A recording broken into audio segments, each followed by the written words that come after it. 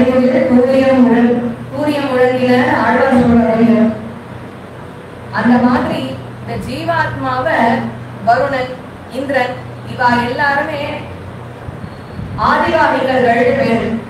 இவெல்லாம் அந்த ஜீவாத்மாவை அந்தந்த லோகத்துக்கு அவ வரச்சே அவளை பூர்ண கொம்பு வளையெல்லாம் பண்ணி அப்புறம் அமைச்சு வைக்கணும். அது தேவையான உபகாரங்கள்லாம் பண்ணி போகங்கள்ல ஜீவாத்மா அங்கே அனுபவிச்சிடும். நீங்க மண்ணுலகத்துல பார்க்காத போக்கியங்கள்லாம் அங்க கிடைக்கும். போற வழியில கூடாதே வெல்லும் சீர் கோவிந்தா உந்தன்னை பாடி பறை கொண்டு யாம் பெறும் சம்மானம் நாடு புகழும் பரிசினால் நன்றாக சூடகமே தோழலையே தோடே செழிப்பூவே பாடகமே எஞ்சனையே பல்கடகம் யாமடிமோ ஆடை உடுப்போம் அதன் பின்னே பால் சோறு மூடனை பெய்து ஒழுங்கை வழிவார கூடியிருந்து குளிர்ந்தேனோ என்பாவாய். இதுதான் அங்க சொல்லணும். ஜீவாத்மா எப்படி இருக்குமா? ஜீவாத்மா வரவேற்கிறதுக்கு 500 அப்சரஸ்திரிகள் இருப்பாங்க. ஒவ்வொரு கையிலையும் 500 விதமான வஸ்திரங்கள், பட்டு வஸ்திரங்கள் எல்லாம் பிராண்டட். நீங்க பார்க்காத கலர்லாம் அங்க இருக்கும். ஆபரணங்கள்லாம் அவர் கையில இருக்கும். பார்க்காத மையெல்லாம் அவர் கையில இருக்கும். ஐலைனர் என்னென்ன மேக்கப் சொல்றது அத்தனையும் இருக்கு. எல்லாரும் அவங்க எதிர்க்க உட்காந்து வச்சு எதிர்கொள்ள அப்படின்னு அவன் எதிர்பார்த்துட்டு இருப்பா. ஜீவாத்மா வருதா, இது எல்லாத்தையும் பண்ணுவேன் அவள் ஆச்சரியமா பேசுவான். ஜீவாத்மா எப்படி தெரியும்? சூரிய மண்டலத்துக்குள்ளேயே போயிட்டு நாய் சொல்லிட்டு வந்துடும். சூரிய பகவான் மோட்சத்துக்கு வர ஜீவாத்மா மட்டும். நம்மளால இன்னைக்கு சூரியனை மேல பார்க்க முடியுமா? கண்டு பூசல் இருக்கும். ஆனா ஜீவாத்மாவுக்கு ஒன்றுமே ஆகாது. உள்ள போயிட்டு சூழ்நிலையோடய உள்ள போயிட்டு அர்ஜுனாதி மார்க்கத்தை எல்லாம் கிராஸ் பண்ணி உத்தராயண புண்ணியகால தெய்வத்தை எல்லா செக்லிஸ்டும் கன்ஃபார்ம் ஆயிட்டு வருணன், இந்திரன் இவ எல்லாருமே ஆதிநாயகர்கள் பண்ண வேண்டிய கடமையெல்லாம் பண்ணிட்டான உடனே அந்த ஜீவாத்மாவை பிரம்மாவனுடைய கையில ஒப்படைப்பாரு. பிரம்மா அதுக்கப்புறம் ஜீவாத்மா வயசுட்டு நேர ஸ்ரீவைகுண்டத்து வாசல்ல கொண்டு போய் திருப்பிடுவாரு. இங்க விரஜா நதி கிட்ட அங்க அமானவன் ஒருத்தர் இருக்காரு. அவர் செக் பண்ணுவாரு, சமாதானம் பழனியாசா பார்ப்பாரு. அவர் கொடுக்குற வேலைகள் அவர் செக்லிஸ்ட்ல அது 2 தான். அதனால பார்த்துருவாரு. பார்த்துட்டு இன்னைக்கும் நீங்க வரலாறு சலகை போனாக்க வரலாறு சலகை சேவஸ்கிட்ட அப்புறம் பிரதர்ஷனத்துக்கு போட்டு மேல அமானவனுடைய வரைபடங்கள்ல வந்து வச்சிருப்பாங்க. அப்படி அமானவன் இப்படியாக அந்த ஜீவாத்மாவை விரஜா நதியில ஸ்நானம் பண்ணுறதுக்கு ஹெல்ப் பண்ணுவாரு. அதுக்கப்புறம் விரஜா நதியில ஸ்நானம் பண்ணிட்டு வெளில வந்த உடனே இங்க என்ன சுரூபம் கிடைக்கிறது அப்படின்னா, இதுதான் உண்மையாவே சூக்ஷ்ம சரீரம். எப்படின்னா அப்ராக்கிருதமே பெருமாள் எப்படி சட்டசக்கர கதாபாணியாக சேவை சாதிக்கிறாரோ அதே மாதிரி சரீரம் ஜீவாத்மா கிடைக்கிறது. அழிவில்லா சரீரம். மகிழ்ச்சியில விராட்டி கிடையாது. என்ன ஸ்ரீவத் சமூகம் கிடையாதுன்னா ஜீவாத்மா அப்படியே பெருமாளாட்டமே இருக்கும். ஆனா பெருமாள் இல்லை. இப்ப இந்த ஜீவாத்மாவை கைப்பிடிச்சு பகவத் ராமானுஜர் வெளியே வந்து அழிச்சுட்டு போவார். உள்ள அழிச்சுட்டு போவார். அழிச்சுட்டு போய் பெருமாள் ஆடவந்தாரி ஒரு நாடகமா சொல்றாரு. ஏன் ஜீவாத்மா போறது? அந்த போன உடனே பெருமாள் கேட்கலாம், என்ன என்ன விஷயம் எதிர்த்து வைக்கூடும் அப்படின்னு வரா. ஜீவாத்மா உடனே வந்து சொல்றோமா, அப்பா சர்வேஸ்வரா புகழோடு எல்லா அடியே மடிக்கீழ் அமர்ந்து புகுந்தேனே அப்படின்னு அந்த சொல்ற விஷயத்தை மட்டும்தான் சொல்லணும். வாசகத்தெல்லாம் சொல்லக்கூடாதுன்னு.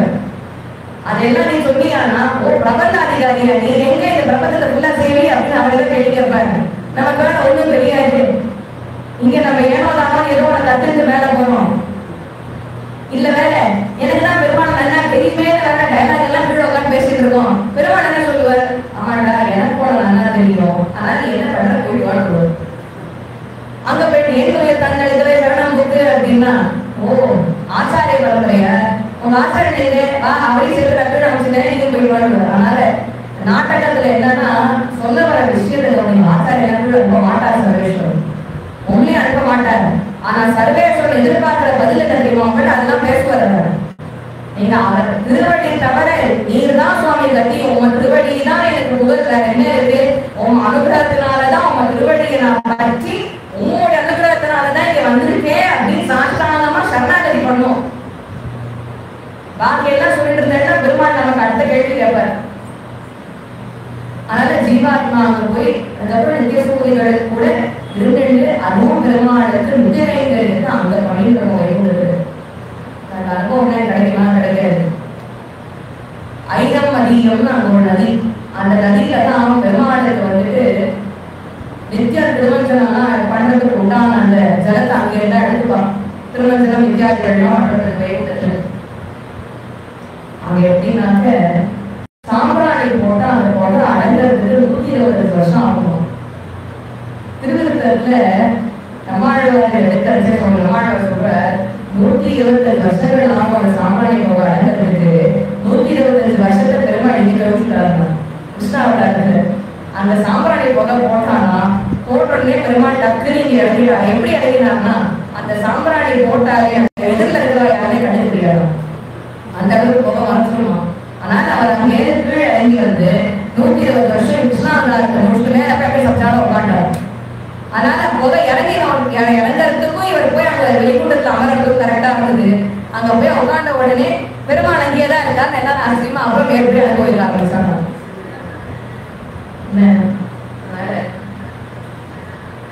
ஏதோ அடியே கொஞ்சமாக சொல்ல முடிஞ்சது.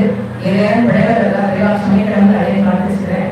கவிதாரி சிம்மாய கல்யாண சதீஷ் இவரேவி கிடைக்க விரிவாக தொடரலாமா?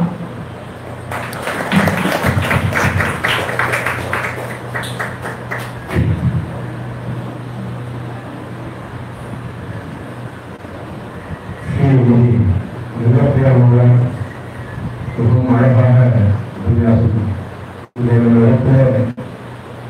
அருமையாக உரையாற்றினார், உபன்யாசம் செய்தார். அதிலே அடியனுக்கு அனுபவித்த சில தொழில்களை இங்கே கதைக்கு விரும்புகிறேன். முதல்ல என்னன்னு கேட்டால், சுரேந்திர ஒரு குடும்பம் இதை முதல்ல சொல்லணும். ஏன்னா அவரை வச்சுதான் இன்னைக்கு 101வது புதுநட்சத்திரத்தில் இந்த வைபவமானது சிறப்பாக நடக்குது. அதில் முதல் இன்ட்ரோடக்ஷனே எனக்கு வந்த உடனே அவங்க ஆரம்பிச்சது பஞ்சபாண்டவாள் அப்படின்னு ஆரம்பிச்சார். அந்த டிசிஷன் முன்னாடி ஸ்டேஜில் சொல்லியிருந்தார்கள் ஞாபகம் இருக்காது. பார்த்து வச்சு சொன்னதுனால இந்த 5 பிராதாக்களே பஞ்சபாண்டவா அப்படிங்கிறது அடியனுக்கு மனசுல தோணிடுச்சு. ஏன்னு கேட்டா, இந்த பஞ்ச பாண்டவர்களுக்காக குருனா போனான். இவ்வளவு நல்லா அடியனுக்கு ஊட்டிக்கிறதுக்குள்ளேயும் வந்து அடியனுக்கு அடுத்தது ஒரு இடத்துக்கு உபன்யாசம் பண்ண போக வேண்டியிருக்கு. அதனால அடியன் சுருக்கம் முடிச்சுக்கிறேன். இந்த நம்பியங்கார், சுந்தராஜயங்கார், கிருஷ்ணசுவாமி ஐயங்கார், பத்மநாபையங்கார், நாராயணங்கார், இந்த 5 பிராதாக்களுடைய குடும்பத்திற்கும் இந்த ஊர் சார்பாகவும் நல் உள்ளங்கள் சார்பாகவும் நன்றியை புரிந்து கொள்வேன். முதல்ல ஏன்னு கேட்டா, முதல்ல ஒரு சத்சங்கம் ஏற்படணும்னு சொன்னா அதுக்கு ஒரு நல்ல மனிதா வேணும். என்ன அதோடு மட்டும் இல்லாம இந்த 2 நாளும் ரொம்ப அருமையான விஷயங்கள் அனுபவிச்சோம். பெருமாள் ஏன்னா ஒரு விஷயத்தை பேசுறதுக்கு பக்தா ஸ்ரோதாஜ குலபகா, ஸ்ரோதா பக்தாஜி குலபகா அப்படின்னு சொல்லியிருக்காங்க. சொல்றவாரும் அறிவு, கேட்கிறவாரும் அறிவு அப்படிங்கிறது 2 பேரும் இருக்கும். அதனால ரொம்ப ஆச்சரியமான தினம் சுவாமி சீனிவாசாச்சார் சொல்றது எனக்கே தந்த கற்பனம்னு சொன்னோடனே பத்மநாபன் உயர்ந்த பாசத்துக்கு போனோம். இன்னைக்கு இலங்கேசன் மீதான இலங்கை அரக்கர்களும் முழுநீக்கிறான் நிர்மாண பெருமானங்கள் இது யோகத்தில் எஞ்சினை வழங்கி திருநம்மதி மருந்து வெளியேறங்களே இருந்தால் நம்பி பற்பனாரணையே அப்படின்னு அது முன்னில பாசுறோம். நான் இதெல்லாம் இந்த மாசத்துல நாமாவளியில் உண்டானதாக பாசங்களை கேட்பதிலிருந்து ஆரம்பிச்சு காமோதரன் வரைக்கும் சொல்ற டிராவல் பண்ணேன். ஏன்னா அவங்க ஒவ்வொரு விஷயம் தொடர்பே இல்லை. நேர்கடன் பத்மநாபன் பாசத்தை இறுதிய கேசம் சொல்றாளே அதை அனுபவிச்சேன். இதோட மட்டுமல்லாது என்னுடைய பழைய காலத்துக்கு போறோம். எனக்கு என்னன்னா ஆனா வாசனா நாங்கெல்லாம் கிரிக்கெட் விளையாட போறோம், ஸ்விம்மிங் போறோம். நிறைய பேருக்கு தெரியும். அருமையா இப்படி போட்டு வெளியில வருவாங்க சடால் வந்து சம்பவம். ஏன்னா அந்த மாதிரி நாங்கெல்லாம் அனுபவிச்சிருக்கோம். வாழ்க்கையில் பகவான் எப்படியெல்லாம் விளையாடுறாங்கிறத கண்புரியாத விளையாட்டை கழிக்கின்றானே அப்படின்னு சொல்லி தேசிகனுடைய அருளிசை சாதிக்கிறார். அது மாதிரி ஒரு விஷயத்தை எடுத்துக்கிறேன். அப்ப பல கிருபானந்தராயர் மற்றும் பெரிய பெரிய உபன்யாசகர்கள்லாம் ரேடியோவில் உபன்யாசம் பண்றவங்க எல்லாரும் தெளிவா எல்லாருமே அப்பதான் வரலாறு ஸ்ரீமுக்கியனா ஆசுனா கண்ணனா எல்லாருமே வானொலி வாரியாளர்ல பாபி ஷோலே படம்லாம் பாட்டெல்லாம் ஒழுங்கிருக்கும் அதை அனுபவிப்போம் இந்த நல்லாசிரியர்களா கைவிடாங்க ஏன் கோர்ஸ் தேர்வு மாதிரி பார்ப்பாங்க அழகா சில இடங்கள்லாம் பிரமாணமா இந்தியில சொன்ன மாதிரி அதுல எனக்கு இப்ப கீதையின் சாரம் அப்படின்னு சொன்னாங்க சுருக்கமா சொல்லணும்னா கவிஞர் வாரி அவருக்கும் கண்ணதாசனுக்கும் 2 பேருக்கும் ஒரு கதை. என்ன கதைன்னு கேட்டா கண்ணதாசன் ஒரு கதை உபன்யாசம் நம்முடைய எம்ஆர் விஜயராஜா சுவாமி உபன்யாசம் மெட்ராஸ்ல என்னுடைய வாணிமகால உபன்யாசம் நடக்கிற இவர் பாட்டு வந்தாரா. நாங்க கூட காலேஜ் படிக்கிற சமயத்துல அந்த கிளாஸ் போட்டு வேலையை சொல்றதுலேயே கூட சிவச்சந்திராச்சா சுவாமி நல்ல ஞானக்காரரா சிவச்சந்திராச்சா சொல்லிட்டு நான் பேர்பட்ட சுவாமியும் அவரெல்லாம் அடியில் பக்கத்தில் ஏன்னா அவரை பற்றி சொல்றதுலேயே உருவாக சொல்லிக்கிறேன். ஒரு தடவை சிவச்சந்திராச்சா சுவாமி பாடசாலை வந்தப்போ நீ போய் உனக்கு இங்க சிவன் கோயிலோட உனக்கு இன்ஃபுளுன்ஸ் நீ போய் சேவை பண்ணி வச்சு அழைச்சிவா அப்படின்னு சாயங்கால வேலையில முதல்ல ராமசந்ததி சந்திரபுஷ்கரோட ராமசந்ததி சேர்த்த உடனே அங்க சந்திரபுஷ்கரங்க சந்தியாவந்தன பண்ணலாமான்னு பண்ணலாம் அப்படின்னு சொல்லிட்டு எல்லாம் சேர்த்து எல்லா இடத்துலையும் சேர்த்து விடுறோம். அதுல ஒரே ஒரு அனுபவம் என்னன்னு கேட்டா ரங்கநாத பக்கம் போனோடனே அழக எல்லாருமே வந்துடுவாங்க.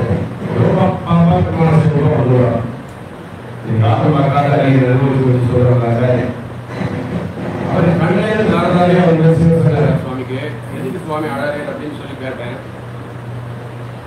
இந்த தேசிகனுக்கு தான் பகவத் தியான சோபானத்துல என்ன ஒரு ரசனை, என்ன ஒரு அபிப்பிராயம், என்ன ஒரு ஈடுபாடு என்னன்னு எல்லாருமே சில பேர் கூப்பிடுற சமயத்துல இப்படி வான்னு கூப்பிடுவா. இப்போ கூடலாளர் கோயில் பெருமாளுக்கு ஆகூய பரதன்னு பேர். இப்படி இடத்துக்கு ஏதாச்சும் வாங்கணும்னு இப்படி மாதிரி இப்படி இருக்கேன்.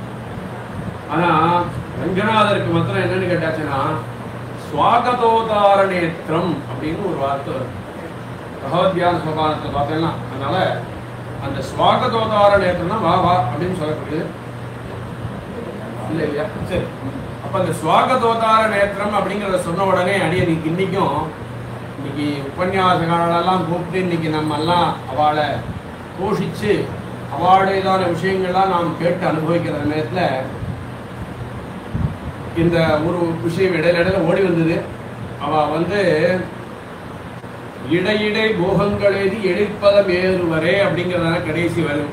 அதை இந்த அதிகார சங்கரத்துல சொன்னேன் இல்லையா, ஆரம்பம் சொன்னா அடியன் முடிவுக்கு போயிடுச்சு. என்னடா அது என்ன பாசனம்? நடைபெற அங்கி உத்தராயணம் ஆண்டு ஏன்னா அந்த பாசுரத்துல எல்லாருமே சொல்லிட்டு இருக்கோம், நித்தியப்படி பாராயணம் பண்றோம். இன்னைக்கு கூட விசேஷம் என்னன்னு கேட்டா சாயங்காலம் இப்போ கையார் சக்கரத்துன்னு ஆரம்பிச்சு அழகில் வந்துங்கிறதானே சாத்துமரம் முடிக்க போறது. என்ன 5ஆம் பத்தும் 6ஆம் பத்தும் சேவிக்க போறா. அதெல்லாம் கேட்டு அனுபவிக்குவோம். அதோட மட்டும் இல்லாமல் தேசியனுடைய சேனையோர் உபயோர் மத்தியே துவயோர் மத்தியே ஹரிஸ்திதா அப்படின்னு ஒரு வாக்கியம் கொடுப்பா. ஏன்னா 2 பேருக்கும் கேட்கிறவாளுக்கும் சொல்றவாளுக்கும் மத்தியத்தில் பகவான் இருக்கான் அப்படின்னு சொல்லுவா. அது மாதிரி இன்னைக்கு என்ன ஆயிருக்குன்னா நம்ம ஒரு பெரிய பாக்கியம் பண்ணியிருக்கோம். கேட்கிறவாளும் சரி சொல்றவாளும் சரி பாக்கியலட்சுமி கூட ஒன்று இருக்கிறதுனால, அதுவும் இந்த ஊருக்கு பாக்கியம் இருக்கிறதுனால எல்லாம் அதுவும் இந்த இடத்துல மட்டும் நடக்கிறது. இதுல எனக்கு ஒரு அனுபவிச்சதால ஒரே ஒரு விஷயம் லௌகிகத்தை சொல்லி முடிச்சிடுறேன். கீதையின் சாரம் சொல்லி அவங்க லட்சுமி நரசிம்மன் ஆரம்பிச்சு இப்படி அவதாரங்களெல்லாம் நிறைய சொல்லி வந்தேன்னு இந்த கண்ணதாசனையும் வாலியையும் ஏன் சொல்ல வந்தேன்னா, எம்பார் நிறைய விஷயங்களை எழுதிட்டு 1 மணி நேரம் உபன்யாசம் பண்ணாராம். கண்ணதாசன் மறுநாள் அவருக்கு ஒரு பாடல் எழுத சொன்னாராம். அப்போ அவர் பாடல் எழுதி கொடுத்தாராம். அது ரொம்ப பிரபலமாயிடுச்சு. அது என்ன பாடலுங்கிற வரியையும் சொல்லலை. மறுநாள் எம்பார் வந்தாராம். கண்ணதாசா வா உன்னை சேவிக்கணும் அப்படின்னாராம். என்ன பெரியவங்க நீங்கள் போய் என்னெல்லாம் சொல்லலாமா? நீங்கள் நல்ல உபன்யாசம் பிராமணாள் வேற, நாங்கள்லாம் வைசியாள். நாங்கள் ஏதோ பிழைப்புக்காக இந்த தண்ணி அடிக்கிறதுக்காக இதுக்காகலாம் நான் எழுதியிருக்கோம், பாட்டு ஏதோ பிழைப்ப ஓட்டிருக்கோம். நீங்கள்லாம் இப்படி சொல்லலாமா அப்படின்னு. இல்லைடா, நான் 1 மணி நேரம் உபன்யாசம் பண்ணக்கூடியதை நீ 2 நிமிஷத்தில் சொல்லி முடிச்சேன்னா அப்படி எனக்கு தெரியலையே அப்படின்னா. கோதை ஆண்டாள் தமிழை ஆண்டாள், கோபாலன் துணையோடு ஊர்வலம் போனாச்சு ஒரு முடிஞ்சு போச்சு. இந்த 2 வரியே கீதையுடைய சாரத்தை அப்படின்னு சொல்லி முடிச்சிட்டே அப்படின்னா. அதே மாதிரி நாங்கள்லாம் எல்லா சொல்லணும் இந்த அனுபவத்தில் அனுபவத்தில் அது கண்ணதாசனுக்கு எம்பார் விஷயத்தில் இந்த இடத்துல கீதையின் சாரத்தை சொல்ற நேரத்தில் அந்த வாலிங்கிற கூடிய ரங்கராஜன் எழுதினது வந்து நாங்கள்லாம் பாடல் கேட்கற அப்பெல்லாம் இவாளெல்லாம் நினச்சிக்கிறேன் இன்றைக்கும். ஏன்னா எல்லாரும் ஸ்ரீபதி அண்ணா எல்லாருமே எங்கள் ஆற்றுல அப்பெல்லாம் ஒரு தென்னை மாதிரி இருக்கும். மர்ஃபி ரேடியோவில் வந்து ஆன் பண்ணிய பேரில் என்ன பாட்டுன்னு கேட்டால் உங்களுக்கு ஆர்வமோடு இருக்கலாம். நினைவோ ஒரு பறவை விரிக்கும் அதன் சிறகை பறக்கும் அதில் கலக்கும் தன் உறவை அப்படிங்கிறதுல அதில் ஒரு வரி வருது. அது என்ன தேன் பருகாத தேன் அப்படின்னா கீதையின் சாரத்தை பருகாம எத்தனையோ பேர் இருக்கா. என்ன அதற்காகத்தான் அலைவாகிறேன்னு எத்தனையோ சிஷ்யாலாம் எத்தனையோ பாவதத்துவர்கள்லாம் அதை தெரிஞ்சுக்கணும்னு ஆசைப்படுறா. என்ன அது என்னதேன் அது பருகாத தேன் அப்படிங்கிறா.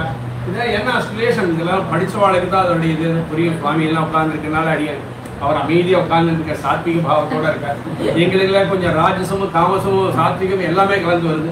அதனால அடியன் எதுக்காக சொல்ல வரேன்னா எனக்கு அவகாசம் இல்லை, கார் வந்துட்டு அடியன் ரொம்ப சந்தோஷம். அதனால அடியன் தன்யாஸ்மி இதே மாதிரி வரும் காலமும் இந்த தேசியனுடையதான திருநட்சத்திர வைபவம் சிறப்பாக நடக்கணும். அதில் இன்னைக்கு கலந்து கொண்டதான அத்தனை மகனியர்களும் எல்லாரும் பெரியவாள்லாம் எழுந்தொழி இருக்கணும். வந்து இதே மாதிரி அப்பப்போ வருஷா வருஷம் இந்த சத்சங்கம் நடந்து கொண்டிருக்கணும். அதுக்கு அண்ணாவுக்கு தைரியத்தையும் தேக ஆரோக்கியத்தையும் கொடுக்கணும்னு சொல்லி அடியன் பிரார்த்தித்துக் கொண்டோம். கவிதார்க்கிய சம்மாய் கல்யாண குணசாலினி ஸ்ரீமதே வெங்கடேசாய் வேதாந்த புரவே நமஹ வாசபதோஷாத் சந்தவ்யம்.